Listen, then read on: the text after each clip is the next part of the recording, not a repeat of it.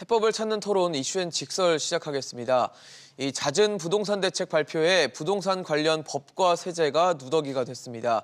이 납세자들은 물론이고 전문가들마저 헷갈려하는 상황이 연출되고 있는데요. 그래서 부동산 안정화를 가져오려고 했던 대책들이 오히려 혼란만 가져온 건 아닌지 우려스러운 상황입니다. 부동산 시장 관련 이슈들 전문가들과 자세히 짚어보겠습니다. 창조도시경제연구소 이재문 소장, 건국대 부동산대학원 최항수 겸임교수, 김인만 부동산연구소 김인만 소장 나오셨습니다. 어서 오십시오. 안녕하세요. 네, 본격적인 얘기를 하기 앞서서 김홍걸 의원 얘기를 좀 잠깐 짚고 넘어가겠습니다. 최근에 여당 민주당이 부동산 투기 의혹을 받고 있는 김홍걸 의원을 제명을 했습니다. 아직 본인이 해명을 했다는 얘기도 있고 여러 가지 얘기가 있는 상황에서 굉장히 좀 빠르게 결정을 내리지 않았나, 당적을 없애는 상황이 됐는데 아무래도 최근에 여당 또 청와대가 부동산 민심이 굉장히 나빠지는 걸 느꼈기 때문에 이렇게 빨리 결정을 했다라는 얘기가 있거든요. 예, 그렇게 봐야 되겠죠. 아무래도 부동산 문재인 정부 들어와서 부동산 정책에 대한 규제가 계속 강화되면서 다주택자들이 어떤 수세에 몰리는 어떤 그런 상황이었지 않습니까? 그래서 적어도 비례대표이긴 하지만 국회의원이 주택을 매입을 하고 또 그것을 다주택을 가지고 있고 또 일부 재산 신고 누락까지 있었다라는 얘기는 사실 도덕적 흠결이 상당히 컸다라고 보여지기 때문에 제명은 당연한 결정이라고 보여지는데 근데 당에서 이제 이렇게 제명을 하면 비례대표직은 유지하는 거 아닌가요? 그렇죠. 당적이 없어지는 거고 의원직은 그냥 유지를 할 수 있는 상황이어서 그래서 그런지 의원직은 계속 유지를 할 수 있으니까 혹시 여당에서 꼬리 자르기 한 거 아니냐라는 비판도 있더라고요. 저는 이제 아마 그런 식의 꼬리 자르기 얘기가 좀 맞다라고 생각을 하고 있습니다. 예. 정부 여당 쪽에서 계속적으로 다주택자에 대한 어떤 그런 규제 아니면 또 실제 그 정부 당국자라든가 이런 분들에게도 계속 이야기하는 것들이 다주택인 경우에는 언제 일정 시점까지 팔아라라고 했는데 어느 정도 모범을 보여야 되는 여당의 또 어떻게 보면 주요 인사일 수도 있거든요. 또 상징적인 의미가 있어서 이분 같은 경우에 계속 3주택 형태로 가지고 있었으니까 또 이제 그 재산 신고에서도 누락한 부분도 있어서 분명히 이런 부분에 대해서는 어떤 식으로도 부담이 됐을 것이 사실이고 그 부담이 됐던 부분에 대해서는 어느 정도는 정리를 하고 가자 이런 생각을 하는데 제가 보니까 2016년에 이제 새 채를 구입을 한꺼번에 하셨던데 시점 자체가 굉장히 절묘한 타이밍이었다라는 생각은 들긴 듭니다. 왜냐하면 2017년부터 사실 본격적으로 수도권의 주택 가격이 상당히 상승을 한 건 맞기 때문에 이것이 우연의 일치인지 모르겠지만 이런 부분들까지도 여러 가지 시점이라든가 이 부분들까지도 굉장히 여당 측에서는 좀 부담이 되지 않았을까. 그러면은 이런 부분들을 해소하고 가야겠다라는 의지 표명이 아닐까 이렇게 생각을 해봅니다. 네. 소장님 보시기에도 역시 여당이 아무래도 최근에 부동산에 대한 압박을 많이 느끼는 것 같아요. 그렇죠. 분위기 자체가. 아무래도 꼬리 자르기에 저는 동의하는 부분이고요. 근데 한편에서 생각을 하면 과연 얼마나 큰 잘못을 했을까 부분에 대해서 저는 생각이 들거든요. 이게 물론 공인으로서 국회의원으로서 신고 누락도 되고 이런 부분은 당연히 잘못된 부분인데 사실 잘못된 부동산 정책의 프레임에 맞지 않는 거거든요. 뭐냐면 지금 고가 다주택자들을 부동산의 문제라고 타깃을 정했는데 따지고 보면 2016년도에 새 채를 구입하셨잖아요. 돈이 없어서 못 산 것도 아니고 사실 능력이 얼마 되는지는 제가 잘 모르겠지만 능력 되는 사람이 세금 다 내고 폭등하기 전에 물론 2017년, 18년 폭등하는 걸 미리 예측을 했다면 거의 천재에 가까울 것이고요. 그렇지 않았을 것 같아요. 그래서 돈이 있어서 세금 내고 샀고 필요해서 자녀한테 증여를 했는데 그게 과연 이렇게까지 비난받고 죽을 짓이냐에 대해서는 저는 약간 의문이 들고요. 단 국민 정서에 맞지 않고요. 정부 여당에서 다주택자들 집을 팔아라 우리가 집값 잡겠다라고 했는데 거기에 맞지 않았다는 점에서 아무래도 굉장한 큰 부담을 느낀 것 같습니다.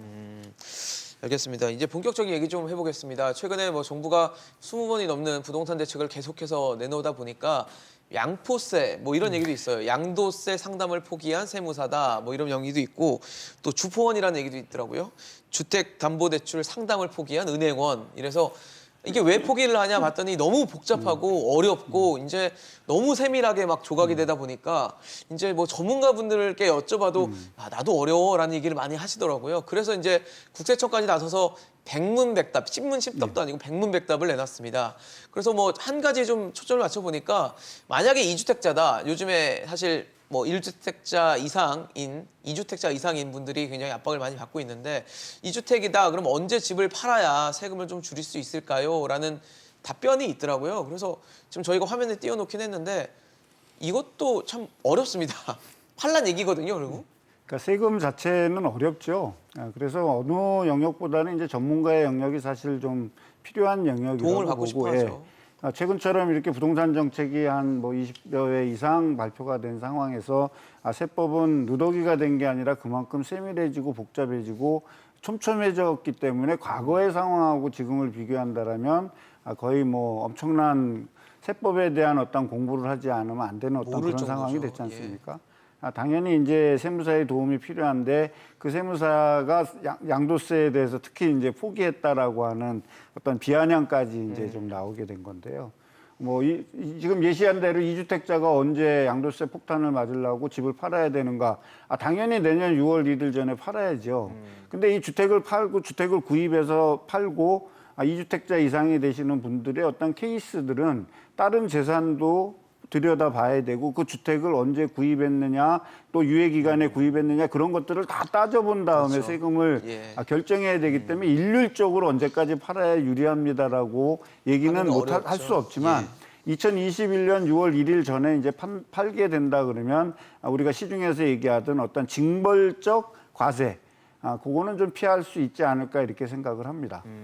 사실 그러니까 빨리 팔고 정부가 생각한 그 목표치에 좀 다다르길 바라는 뭐 답변일 수도 있긴 한데 사실 중요한 거는 너무 복잡하니까 이제는 어떻게 해야 될지도 모르겠고 또 어떻게 하는지 알만 하면은 또 새로운 제도가 또 나오니까 또 복잡해지는 상황이 계속 반복되는 것 같거든요. 현실적으로 세무사분들도 힘들지만 일선에 있는 그 각각의 그 청별, 그러니까 국세청 이제 각각의 네, 그 기관에 청들이 있는. 있지 않습니까? 예. 그래서 무슨 세무서, 무슨 세무서 여기 이제 민원실이라든가 이런 그러니까 세금을 상담해주는 현직 공무원분들에게 물어봐도 사실 모르는 경우 굉장히 많습니다. 그러니까 결국에는 이 법을 또 바뀐 법을 적용해야 되는 주체들이 있는데 그렇죠. 이 주체들조차도 세무사뿐만 아니라 이런 주체들조차도 너무 많이 바뀌니까 또 결국에는 본인이 해결을 못하면 뭐 이런 것들을 좀 아는 다른 청에 있는 또 선배들이라든가 동료들에게 물어보기도 하고요. 실제 적용하는 사람들도 결국엔 나중에 이제 어떤 얘기들을 많이 하시냐면 그분들조차도 적용하기가 좀 어려워서 당장에 바뀐 이제 세금이라든가 이런 부분들 더군다나 또 이제 발표는 나왔는데 법률이 또 개정되는 건 또 나중의 일이니까 그렇죠. 법률이 개정되고 나서 또 적용을 해야 되는 측면들이 있어서 이 부분들을 적용하는 것이 굉장히 좀 난해하다라고 하면서 뭐 결국엔 좀 시간이 지나야 어느 정도 내가 적용할 수 있는 그런 여건이 된다라고 이렇게 자조적인 자조 섞인 어떤 이야기를 푸념처럼 얘기하는 것들 많이 들었기 때문에 예. 뭐 이 정도라면 굉장히 세금 구조가 정말 미로처럼 굉장히 실타래처럼 꼬여 있고 네. 어려운 그러한 제도인 것은 틀림없는 사실인 것 같습니다. 사실 그러다 보니까 이제 너무 복잡하고 어렵고 물론 세금 세제라는 것 자체가 굉장히 어려운데 그게 더 복잡해지고 디테일해지다 보니까 이제는 이참에 조금 단순화시키면서 뭔가 거기서 해답을 찾는 방식을 추구해야 되지 않냐라는 얘기들도 있거든요. 세금이 원래 복잡하고 어려운 거는 분명한 사실이고요. 예. 제가 이렇게 백문백답 이렇게 출력해서 아, 네. 국세청에서 이번에 발표한 수시로 읽어보고 자료죠. 있는데 다 읽기도 힘들고요. 그렇죠. 굉장히 이해하기가 힘든 부분도 있는데 왜 어렵냐면 좀 익숙해질만 하면 또 대책이 나와서 네. 또 새로운 게 나오고 업데이트가 돼버리기 때문에 저 같은 경우도 세금에 대해서는 굉장히 자신감이 많이 떨어져 있는 상태인데 누가 물어보면 겁부터 나거든요. 내가 알고 있는 게 맞나? 그 사이에 또 바뀐 거 아닌가? 겁부터 나는데 아마 세무사님들도 마찬가지 마음일 것 같고요. 여기 9페이지 보면 이주택자들 양도세 이야기가 나오는데 예. 저는 그런 생각이 들어요. 다수의 국민들이 이거 국세청에서 발표가 됐을 때 예. 어떤 목적으로 발표가 됐을까에 대해서 생각을 해보면 과연 많은 다수의 시장 수요자들이 이 자료를 다운을 받아서 저처럼 이렇게 보는 사람이 과연 몇 명이나 될까? 봐도 과연 얼마나 이해를 하게 되고 소화를 하면서 실무에 적용을 할까에 대해서 생각을 해보면 결코 쉽지 않을 것 같거든요. 그냥 참고 자료일 뿐인데 뭐 세무사나 일선 중개사분들은 굉장히 도움이 되겠지만 그렇죠. 시장의 수요자들은 이걸 읽기도 힘들고요. 읽어도 이해하기도 힘든 굉장히 어려운 상황이고 제가 제일 걱정되는 부분은 세무는 전문 영역이기 때문에 그렇죠. 세무사한테 맡겨야 되거든요. 자칫 이런 자료들을 보고 내가 알아서 판단해서 나 양도세 비과세 받을 수 있을 거라고 판단했다가 잘못하면 또 큰 코 다칠 수 있기 네네. 때문에 이거는 참고 자료일 뿐이고요. 네네. 가급적이면 뭐 세무사님들이 전문가들이잖아요. 물론 어렵다라고 하지만 세무사님들이 안 하면 누가 하겠습니까? 그렇죠. 그래서 저는 기본적으로 알고는 있어야 되지만 꼭 하기 전에 계약 전에는 세무사 상담을 받고 좀 제대로 된 컨설팅을 받아야 된다라고 생각합니다. 사실 아까 소장님 말씀하신 거랑 좀 예. 말씀만 맞닿아 있는 것 같아요. 워낙 복잡하고 그리고 한 사람의 사례에 저걸 그냥 고지고대로 적용할 수가 없잖아요. 여러 가지 감안해야 될 것이 많은데 저걸 보고 나도 여기에 포함되는 것 같아. 그래서 이렇게 해야겠다라고 잘못 판단하는 경우도 분명히 존재할 것 예, 같거든요. 물론 이제 여기서 이제 세무사 얘기도 나왔고 백문백답도 네. 나왔는데 이제 일반인들이 봤을 때는 그걸 한번 읽어봄으로써 내가 상식이 조금 늘어나는 거라고 봐야지.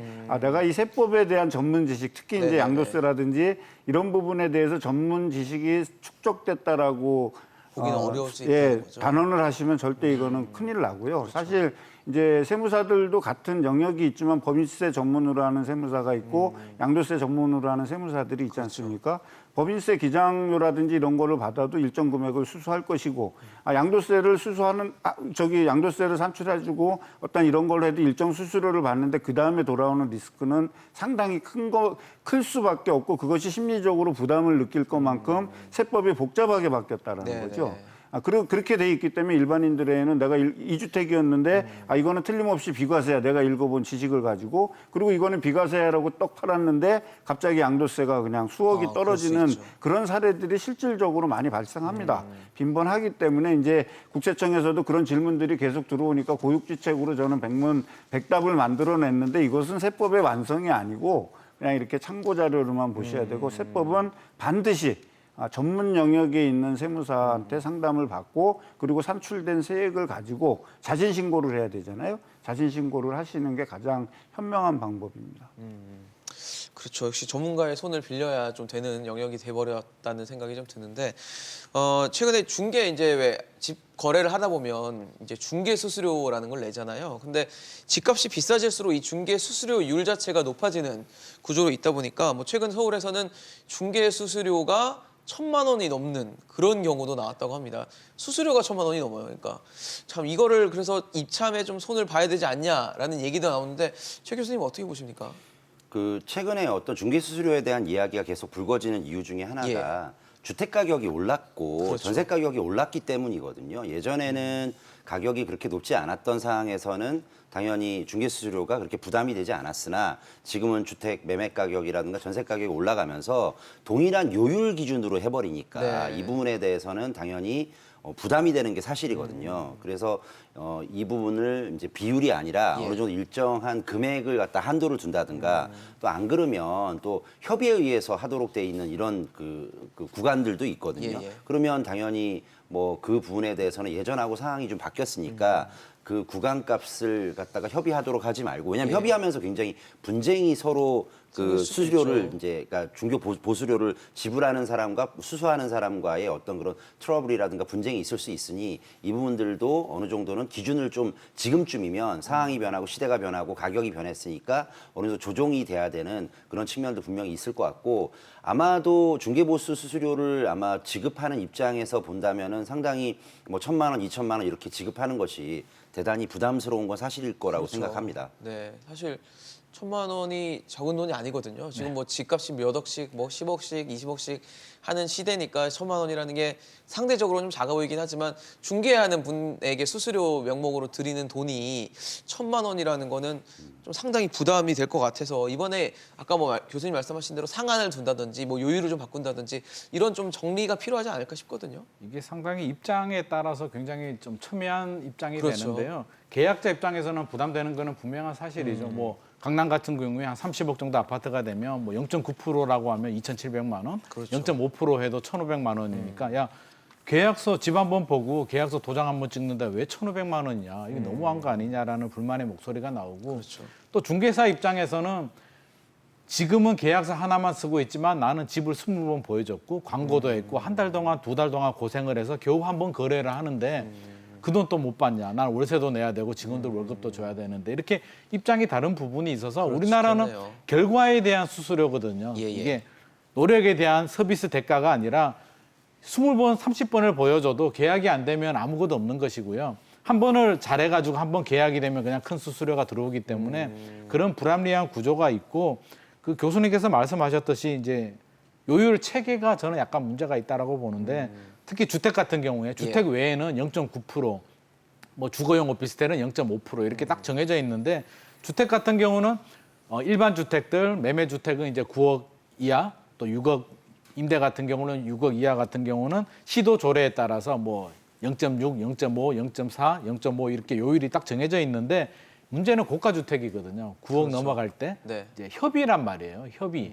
이게 0.9% 협의, 임대차는 0.8% 협의인데 이 협의가 얼마나 애매모호한 말이냐면 그냥 너희들 알아서 하라는 그렇죠. 거거든요. 최고 0.9%니까 제가 일선에서 이렇게 보면 이게 독한 사람들, 악착 같은 사람들이 많이 받아가는 구조예요. 그래서 중개사가 좀 독하면 어떻게든 0.9%를 받으려고 노력을 할 것이고 반대로 시장 분위기에 따라서 계약자들이 1000세대 아파트에 매물이 하나도 없다라고 하면 나는 수수료 안 줄게. 협의니까 나는 안 주고 계약 반대편 매수자한테서 받아라고 하면 중개사는 받아들일 수밖에 없거든요. 그래서 이런 굉장히 논란, 불합리한 구조들이 많아서 저는 이 협의라는 이런 부분부터 좀 네. 수정을 해서 0.9% 기준을 협의가 만드는 아니라 게 낫겠다는 그냥 말씀이시죠? 0.5%, 0.4% 이렇게 딱 정해주면 분쟁이 확실히 줄어들 것 같고요. 또 반대로 빌라 같은 경우들 있잖아요. 소액. 그렇죠. 그런 곳들은 30만 원, 25만 원 받는 곳들 굉장히 많거든요. 일하는 양은 비슷한데 30억짜리 아파트 계약 하나, 5천만 원, 1억짜리 빌라 계약 네. 하나, 업무량은 비슷한데 30만 원 받으면은요 10건 계약해야 300만 원인데 월세 내고 생활비도 못 가지고 가거든요. 그러면 더 비싼 돈을 내고 비싼 동네에 권리금을 주고 들어가야 되는데 그러면 또 돈이 많이 투자되기 때문에 빈익빈 부익부 양극화가 중개사 시장에서도 굉장히 심해서 이게 간단한 문제는 아니고요. 네, 충분한 그러네요. 논의를 해서 어떤 네. 식으로든 손질을 할 필요는 있을 것 같습니다. 분명 이해 당사자들 간에 좀 중간점을 찾을 수 있는 뭐 방안이 좀 필요하지 않을까 싶은데 이지문 소장님께는 좀 다른 거 여쭤볼게요. 전세가 요즘에 좀 가격이 계속 오르잖아요. 매매는 최근에 가격이 좀 안정세를 찾아가는 분위기로 간다고 해도 전세가 계속 오르다 보니까 이 전세값이 매매가를 추월하는 이른바 뭐 깡통 전세라고 하잖아요. 이게 혹시 우려를 할 수 있지 않을까라는 생각이 들거든요. 근데 전세가가 이제 매매가를 추월한다라는 얘기는 이제 주택 가격이 강력하게 조정을 받을 때 이제 나타나는 현상이지. 지금처럼 이제 전세 가격이 오르는 어떠한 상황에서는 조금 이제 이것이 평균적으로 적용된다라고 하기에는 좀 더 다소 무리가 있다는 얘기고요. 다만 이제 좀 우려스러운 거는 이제 빌라나 오피스텔 같은 경우는 네. 호가 위주로 이제 가격이 형성돼 있거나 아니면 집을 분양해서 파는 일부 업자들이 이제 매매가를 올린 다음에 주변 시세에 맞는 전세 가격으로 전세를 놓는 어떤 그런 부분들이 있기 때문에 아마 그런 얘기들이 좀 나올 수는 있다라고 이렇게 보여집니다. 근데 이제 일률적으로 이제 주택 전세 가격이 오른다 그래서 이제 상당히 뭐 그걸 하긴 좀 어렵고 우리가 지금 이제 전세 가격이 상승한다라고 했을 때 주로 예를 강남으로 많이 들지 않습니까? 서울 이제 강남 잠실에 있는 무슨 팰리스라는 그 아파트에 매매가는 한 20억 5천만 원 정도 되는데 최근에 전세 가격이 9억에서 12억 원 정도로 올랐기 때문에 이제 전세가가 오른 어떤 상징적인 어떤 단지가 하나 있는데 이건 뭐 그거 말고도 여러 개 단지가 있지만 그 단지가 이제 매매가는 20억 5천만 원 정도 되는데 전세가는 한 12억 원 정도 되니까 매매가 대비 전세가를 환산해 보면 한 58% 정도 됩니다. 그 얘기는 주택 가격이 상당히 긴급하게 올라갔다라는 얘기죠. 최근 몇 년간. 그러니까 주택 가격이요. 그러니까 주택 가격이 급속도로 상승하게 되면 전세 가격이 강력한 조정을 받습니다. 지금 이제 임대 입법이 시행되면서 이제 거기에 따른 어떤 전세 가격의 상승 불안 심리가 확대되면서 이미 기왕에 올랐던 주택 가격 상승에 따르는 전세가 조정으로 인해서 최근에 받는 이제 서울 지역에 이제 특히 이제 강남의 아파트 매매가 대비 전세 가격은 한 58%에서 50% 정도 유지돼 있고 일부에서 한 60% 조금 넘어가고 있기 때문에 전세 가격과 지금과 같은 상승세와 불안 심리가 확대된다 그랬을 땐 전세 가격은 조금 더 오를 여지는 있다라고 보여지지만 그것이 매매가를 추월한다라고 얘기하기엔 너무 논리적 비약이 있는 것 같아요. 근데 최근에 뭐 집주인이 이제 왜 주택도시보조공사 허그라는 네. 곳에 보증보험 가입하는 경우가 있잖아요. 가입해서 뭐 전세보증금, 그러니까 세입자에게 전세보증금을 잘 못 주면 제때 못 주면 국가가 그걸 이제 기관에서 보증을 네, 허그에서 해주는 보증을 허그에서 해주죠. 보증을 해주는데 작년 말 기준으로 해서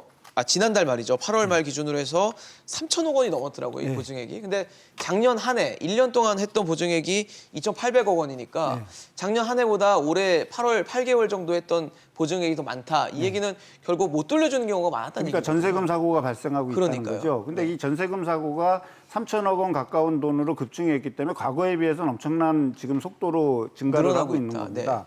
증가를 하고 있는데 이것이 이제 어느 주택에서 주택이 공동주택도 여러 가지 분류가 있지 않습니까? 연립도 있을 수 있고 다세대 주택도 있을 수 있고 단독주택에서는 다가구도 있을 수 있고 여러 가지 주택들이 있는데 그 주택들이 아까도 제가 말씀드렸지만 빌라와 어떤 오피스텔은 조금 유의를 주거용 오피스텔에 조금 유의를 하셔야 된다라는 게 뭐냐면 전세가는 이미 가격이 규격화돼 있다라는 지역이 많죠. 그래서 아주 급한 전세나 이런 것이 아니면 대부분 시장 가격에서 매매가 대비 전세 비율이 아까도 말씀드렸지만 50에서 65% 정도의 비율을 하고 일부 지역에서는 70% 이상 넘어가는 것들이 있습니다. 예. 근데 이제 주거용 오피스텔이라든지 아니면 빌라라든지 이런 경우에는 매매가 대비 거의 90%를 넘는 경우가 많이 있거든요.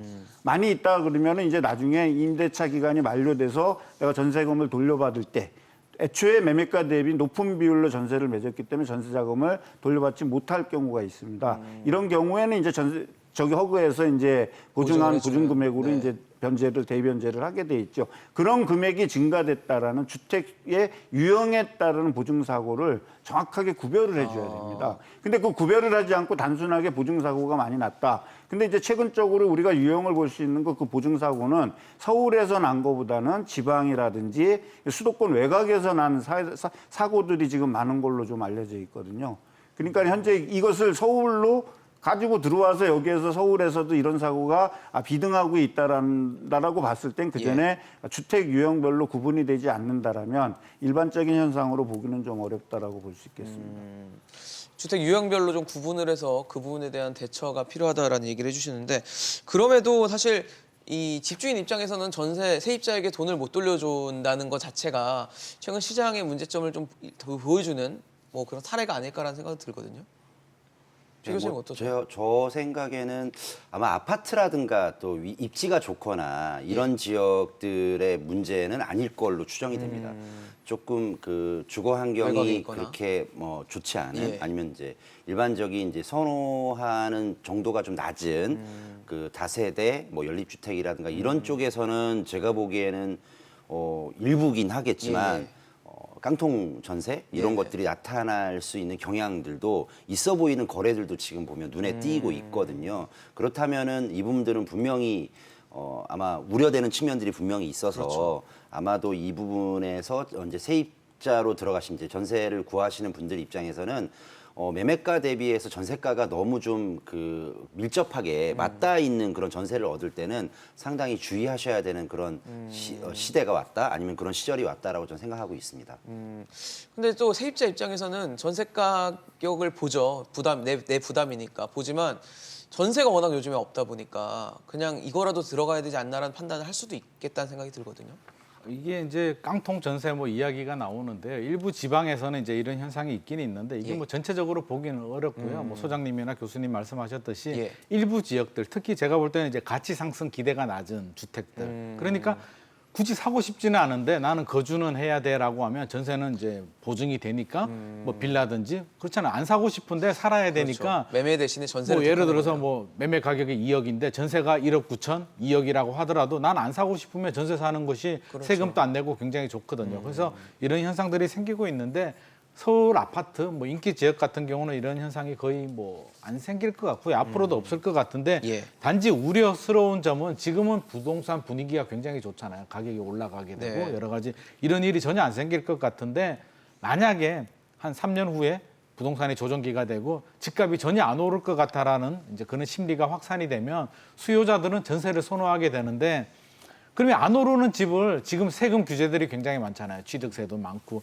그런 많은 부담을 가지면서까지 살까라고 보면 의외로 전세를 선호하는 분들이 굉장히 더 많아질 것 같거든요. 그렇게 되면 전세는 더 강세를 띠게 되고 그렇죠. 깡통 전세까지는 아니더라도 전세 가율은 상당히 많이 올라갈 가능성은 저는 있을 것 같습니다. 근데 사실 요즘에 뭐 전세 가격도 많이 오르지만 전세가 뭐 씨가 말랐다는 표현이 나올 정도로 굉장히 찾기 어려운 상황들이 벌어지고 있는데 이 부동산을 다루는 주무부처 장관인 김현미 국토부 장관은 몇 개월 정도만 있으면 시장이 좀 안정될 거다라는 얘기를 했습니다. 근데 문제는 지금 가을 이사철이고 또 내년에 되면 또 이사철이 오고 이렇게 집을 구해야 되는 시즌이 당장 오는데 글쎄요, 몇 달 이거를 과연 버틸 수 있는 사람들이 얼마나 될까 그런 생각도 들고 전세는 사실 계약 기간이 끝나면 또 다음 전세를 찾아야 되고 이런 타이밍들이 존재를 하기 때문에 과연 기다릴 수 있을까라는 생각은 좀 들거든요. 이제 제가 생각했을 때는 이제 그 얘기가 왜 나왔을까 이제 좀 저는 곰곰이 좀 생각해 김현미 보는 장관의 편입니다. 예. 왜 몇 달이 지나가면 전세가 안정될까? 그 이제 그 몇 달의 기준이 도대체 뭘까? 반년도 6달이면 몇 달이지 않습니까? 그렇죠. 11개월도 몇 달이 그럴 수도 해당될 있죠. 수 있다는 생각하기에 거죠. 따라서. 그렇지만 과거에 어떠한 과거의 사례를 보면 전세 가격이 일정 고비가 지나가면 안정될 것이다라는 말을 이제 그렇게 이제 좀 더 확언을 하기 위한 그런 표현을 했다라고 이제 저는 좀 생각이 들고요. 그 다음에 이제 전세 매물이 씨가 말랐다. 왜 씨가 말랐을까에 대해서 한번 이제 고민을 해본다라면 예. 중개업자들은 최근에 제가 현장에서 만나는 중개업자들은 어떤 얘기를 하냐면 아니 이제 계약이 2년에서 4년으로 바뀌었기 때문에 중개 매물이 절반으로 없어졌다는 거죠. 나올 매물들이 안 나온다는 예, 얘기인데. 그러니까 절반으로 없어졌다는 얘기는 중개사 입장에서는 수입의 절반이 없어지는 거죠. 전월세 부분에 대해서 중개 보수를 받는 부분을 과거에는 2년에 한 번씩 계약서를 체결했는데 지금은 4년에 한 번씩 계약서를 체결할 수밖에 없다라는 거죠. 그렇게 중개 보수를 중개사들이 그 정도 걱정할 정도라면 시중에서 상당한 수요가 뭐냐하면 계약갱신 청구권을 사용해서 네네. 재계약을 했다라고 보여진다라면 당연히 매물은 시중에서 그만큼 줄어들지 않겠습니까? 근데 그 씨가 마른 원인들을 우리는 좀 철저하게 디테일하게 좀 분석을 해봐야 되는데 지금 이제 전세가 없다. 아무리 서울에서는 아무리 집을 많이 지고 강남 사구의 우등 지역에서 입주하려고 하는 대기 수요가 있는 이상은 또 그 분들이 한번 들어가면 내 소득 수준에 맞게끔 인상이 된다 그랬을 땐 절대 이사 가지 않죠. 학교 문제라든지 직장 문제라든지 그렇죠. 삶의 편의성이라든지 이런 부분들이 만족스럽기 때문에 만족스러운 곳일수록 전세 수요는 풍기 현상이 일어날 수밖에 없는데 더 살고 싶으니까. 예, 그 재계약이라든지 계약갱신 청구권을 사용해서 이런 부분들이 증가했다라면 당연히 매물은 더 줄어들지 없어지겠네요. 않습니까? 거기에다가 최근에 이제 정부 정책의 시행으로 무슨 매물을 없앴냐면 포털상에서 허위 매물을 다 없애버렸지 않습니까? 그렇죠.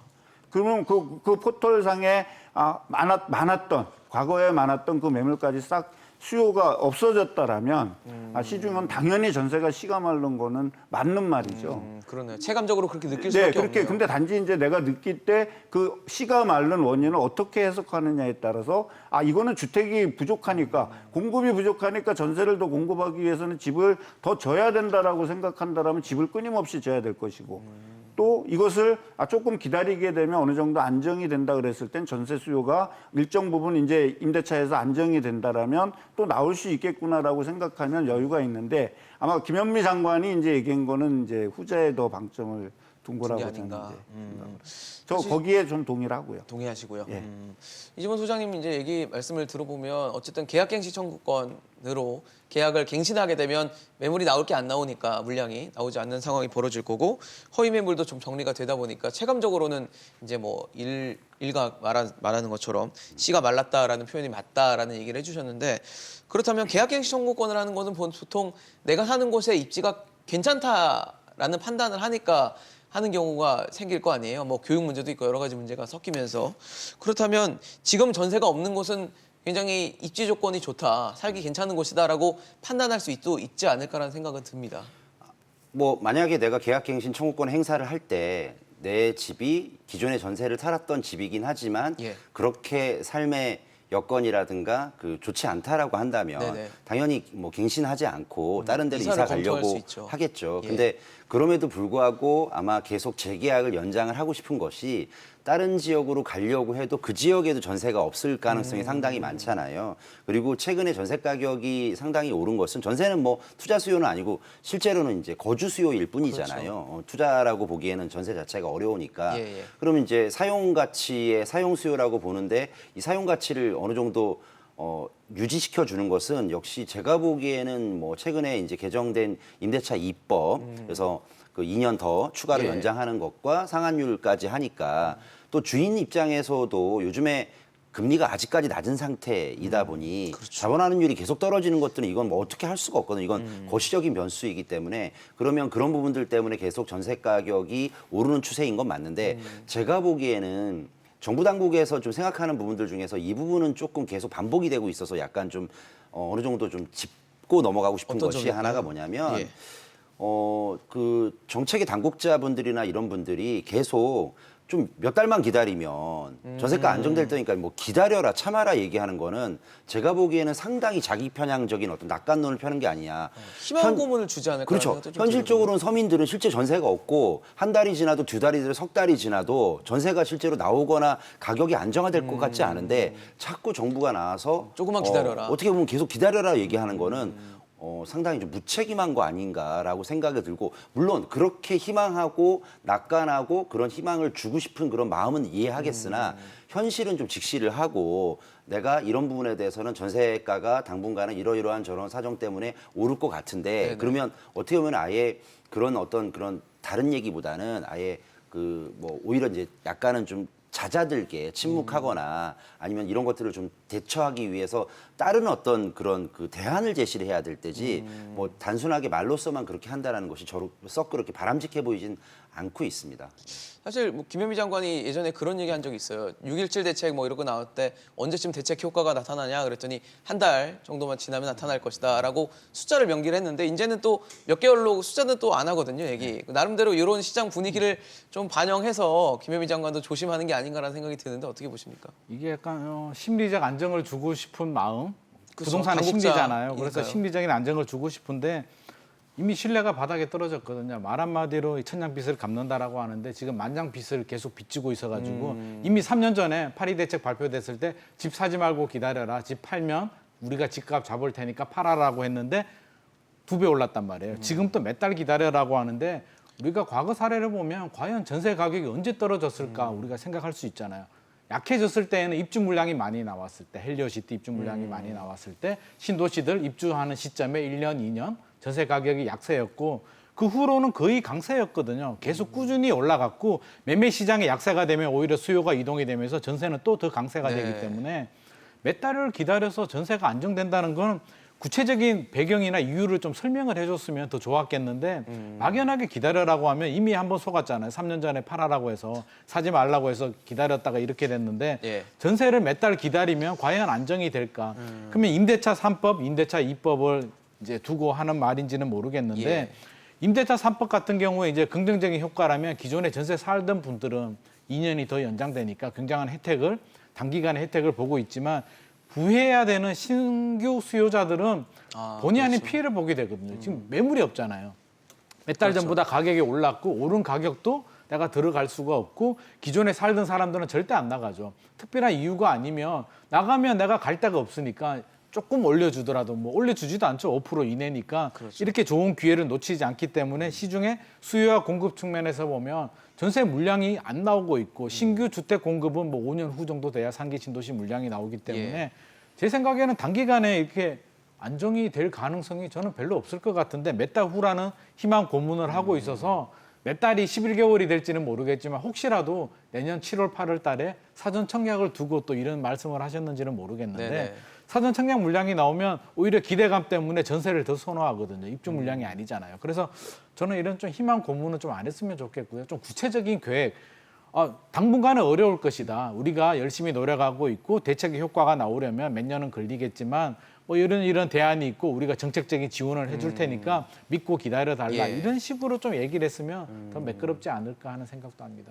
사실 전셋값이 오르면 세입자 입장에서는 전세를 알아봤는데 전세가 너무 비싸요. 그러면은 고민할 수 있는 방법이 월세로 가든지 아니면 그냥 이참에 집을 하나 좀 작은 거라도 하나 더 사자라고 생각할 수 있을 것 같은데 그렇게 되면은 뭐 월세가 이제 부담이 커진다거나 월세 값이 오른다거나 아니면 매매 값이 오르는 그런 현상으로 이어질 수 있는 건 아닌가라는 생각이 드는데 어떻게 보십니까? 물론 이제 상호작용을 하죠. 꼭 그렇죠. 어느 것이 먼저냐 나중이냐를 따지기는 좀 그렇죠. 매매가가 올라가게 되면 제가 아까 말씀드렸듯이 전세 가격도 당연히 올라가는 따라가는 네. 것이고요. 또 전세 가격이 올라간다 그러면 거기에 갭 투자자들이 유입이 된다 그랬을 땐 또 매매가를 올릴 상승시키는 수 어떤 있는. 견인 효과는 분명히 있기 때문에 상호작용이라고 저는 이제 보여집니다. 예. 이제 그런 상호작용들이 있을 때 시장은 되게 이제 불안해지죠. 불안해지는데 그 불안해지는 거를 사실 잠재울 수 있는 거는 정부 정책이라든지 심리적인 요인도 중요하지만 정책 당국자들의 어떤 말이 제일 중요하다라고 우리가 볼 수 있거든요. 그래서 항상 이 책임 있는 정책 당국자들은 이 설화를 좀 조심해야 되고 네네. 모든 기관에서 뭐 통계 자료를 발표하고 이러지만 민간에서 하는 거는 사실 한계가 있지 않습니까? 그렇죠. 정부는 막강한 자금력을 가지고 가장 정확한 데이터를 가지고 있다라고 저는 봅니다. 그것이 통계로 수치화돼 있을 것이고, 그러니까 당국자들이 얘기해 줄 때는 이제 그런 통계 자료들을 명백한 근거를 내서 해준다 그러면 주택 시장이 어떤 심리적으로 안정되는데 상당히 이제 기여를 할 거라고 이제 보여지거든요. 그러니까 이제 이 상호작용을 먼저 닭이냐 먼저냐 달걀이 먼저냐라고 계속 논란을 키우게 되면 시장은 그만큼 불안해지는 거죠. 불안해지게 되면 최근에 나왔던 뭐 영끌이다 뭐 이런 식으로 네네. 해서 사실 주택의 어떤 필터링 작용을 하는 순기능이 없어진 거죠. 과거에는 전세 가격이 어느 정도 오르면 왜냐하면 전세입자의 경우에는 그거를 당연히 받아들였습니다. 다소 주인이 조금 더 올리더라도 그래 내가 집 살 때 들어가는 돈이 작아지잖아요. 지금 그렇죠. 전세 가격이 비싸면. 그러니까 이제 그런 기능들이 있었는데 지금은 그거를 없어지는. 감당할 수도 없는 상황으로 집값이 올라가니까 전세 시장도 마찬가지로 이제 이렇게 돼버린 거잖아요. 그러니까 이제 그런 심리적인 환경은 아까 우리 김 소장님이나 최 교수님도 얘기했듯이 그런 팩트를 가지고 당국자들이 얘기를 해준다 그러면 저는 그것이 주택 뭐 몇만 호 공급을 추가로 하겠다라는 것보다 저는 더 심리적인 안정감을 줄 거라고 보이지거든요. 앞으로는 좀 그렇게 했으면 좋겠어요. 말을 조심해야 된다. 예. 그런 거죠. 사실 말 조심해야 됩니다. 맞아요. 그렇게 최근에 있었던 여당 청와대를 둘러싼 논란들이 말에서 많이 시작이 돼서 논란이 되고 문제가 되는 경우가 많았는데 그럼에도 전셋값 오르는 게 사실 매매가 상승으로 이어지지 않을까라는 걱정을 하시는 분들은 많거든요. 최 교수님 어떻게 전망하십니까? 일단은 이제 우리가 예전에 왔던 학습 효과가 뭐였냐면 전세가가 매매가를 밀어올린다라는 이야기들이 계속 있어 왔었거든요. 전세가 오르면서 매매가도 같이 올리는 예. 현상이네요. 뭐 어떻게 보면 이제 나름대로는 또 이런 부분에 대해서 오랫동안 어떤 이런 사이클을 관찰했던 분들 같은 경우는 거기에 대한 약간 확신이나 믿음 같은 게 있는 것 같기는 해요. 근데 실제로는 앞으로는 그렇게 될 것 같지는 않습니다. 왜냐하면 전세가가 오른다고 해서 매매가를 밀어올리는 것은 예. 과거에 어떤 우리나라가 경제 성장률이라든가 이런 것들이 많이 일어났을 그런 시절에는 가능했을지 모르겠지만 지금은 꼭 그렇지만은 않을 거다. 그래서 지금은 시장을 좀 양분해서 봐야 되는 게 네. 전세가가 상승하면 매매가를 밀어올릴 수 있는 과거와 같이 네. 그런 지역도 있고 전세가가 오른다 하더라도 매매가를 밀어올리지 못하는 지역들도 있다라고 지금은 좀 시장을 좀 양분해서 봐야 되는데 네, 후자의 얘기 경우는 네. 전세값이 올라도 매매가는 뭐 영향을 받지 않는다라는 얘기를 해석을 해야 그렇죠. 되는 건가요? 그러면 이제 그런 어떤 양분해서 시장을 양분해서 보는데 네. 거기에 대한 기준을 따진다면 그 지역이 만약에 인구가 감소한다든가 그다음에 뭐 기반시설의 어떤 증설이라든가 이런 예. 것들이 적어지는 지역이라든가 일자리라든가 고용이 이제 줄어드는 지역들은 전세가가 오르는 건 그래도 그 지역에 내가 사용 목적으로 사는 사람들은 계속 꾸준히 있을 수는 있잖아요. 하지만 그것을 내가 자산으로 취득을 해서 그 자산을 가지고서 나의 어떤 그런 인플레 해치 효과라든가 이런 것들을 바란다면 네네. 그렇게 나서지 않을 수도 있는 지역들이 있다라고 본다면 그런 지역은 전세가 올라도 네네. 모든 지역이 다 그렇지는 않을 것이다라고 네네네. 저는 어느 정도 시장은 조금 지금은 이분화해서 봐야 되는 시점이 아니겠나라고 저는 생각을 해서 섣부르게 네네네. 전세가 오른다고 해서 매매가 매매가 오른다. 갭이 이제 줄어든다고 네. 해서 섣부르게 매매 시장에 뛰어드는 것도 지역을 잘 선별을 해서 해야 되지 않을까라고 저는 생각하고 있습니다. 어떠세요? 소장님도 같은 의견이십니까? 어떻게 전망하십니까? 공감하는 부분도 있고요. 좀 아닌 부분도 있는데 뭐 지역별 편차가 있는 거는 분명한 사실이고요. 그렇죠. 근데 우려스러운 점은 전세 가격은 무이자 레버리지잖아요. 결국에는 예. 투자 입장에서 보면 그래서 전세 가격이 올라간다는 얘기는 갭이 줄어든다는 얘기고 어떤 식으로든 장기적 중장기적으로 이게 불안의 그런 요소는 분명히 존재하는 거고요. 이게 민법 같은 거 보면 이제 유동적 유효, 뭐 유동적 무효라는 용어들이 나오는데 이게 시세를 보면 최근에 집값이 급등했잖아요. 그래서 예. 저는 확정이라고 보고 싶지는 않고 이게 유동적인 시세라고 보고 싶은데 자칫 이 올라가는 전세 가격이 이게 유동적인 시세가 확정적 시세가 되면서 이 시세가 공고해질 수도 있다는 생각이 들거든요. 왜냐하면 15억 아파트가 20억이 됐고 전세가 10억이면 갭이 더 벌어졌으니까 매매 가격이 너무 높아라고 판단할 수 있는데 전세가 올라가 버리게 되면 시장에서는 시간이 좀 지나게 되면 예. 그 올랐던 매매 가격이 정상 시세로 고정화되면서 사람들도 이제 20억은 당연한 거야라고 받아들이기 때문에 전세 가격 상승은 저는 어떤 식으로든 굉장히 부담스럽다고 생각이 들고요. 과거 사례를 보면 MB 정부 때 전세자금 대출을 했잖아요. 예. 그러면서 2016년까지 전세 난이라고 할 정도로 전세 가격이 굉장히 폭등하게 되고 갭이 줄어들었는데 아니나 다를까 2017년부터 지역별 편차가 있었지만 결국 따라가기 가면서 많이 매매 가격이 상승했단 말이에요. 그러면 지금 몇 년 동안 다시 전세 가격이 계속 올라가게 되면 당장은 아니겠지만 네네. 향후에 어떤 또 상황이 바뀌게 되고 트리거가 생기게 되면 또 다른 매매 가격이 또 다른 변수가 되지 않을까 싶어서 전세 시장 안정은 굉장한 어떻게 보면 지금 당장은 매매 가격 잡기가 중요하겠지만 예. 앞으로는 저는 전세 가격 안정이 정부 정책의 주요 대책 1순위가 되어야 되지 않을까 싶습니다. 사실 최근에 정부가 부동산 대책을 막 내놓으면서 세부담을 강화를 하는 조짐들이 많이 보이는데 최근에서 뭐 종합 부동산세, 종부세라고 하는 세제 부담도 늘었어요. 최고 세율이 3.2%에서 6%까지로 올라가니까 이제 종부세를 너무 많이 내다 보니까 그냥 우리 아이한테 주자. 그냥 자녀에게 증여를 선택하는 사람들이 많이 늘고 있습니다. 그러니까 사실 세제 강화의 목적은 집값을 안정화시키려고 그리고 거래를 해서 이제 나오게 하려고 물량들이 나오게 하려고 했는데 오히려 부의 세습이 되는 상황에 어떤 불평등을 낳는 그런 상황에 또 연출이 된 건 아닌가라는 우려도 되거든요. 그러니까 이제 우리가 그거는 두 가지 측면으로 좀 봐야 될 것 같아요. 예. 제일 첫 번째 측면은 뭐냐면 이제 우리가 2025년이 되면 네. 대한민국이 초고령 사회로 진입이 됩니다. 그 얘기는 이제 지금까지 이제 사회의 어떤 근간을 이루었던 베이비 부모 세대들의 어떤 네네. 은퇴 시기가 지금 지속되고 있지 않습니까? 그렇죠. 당연히 이제 후대에게 재산을 정리를 해야 된다라는 어떤 필요성과 이제 압박감이 있죠.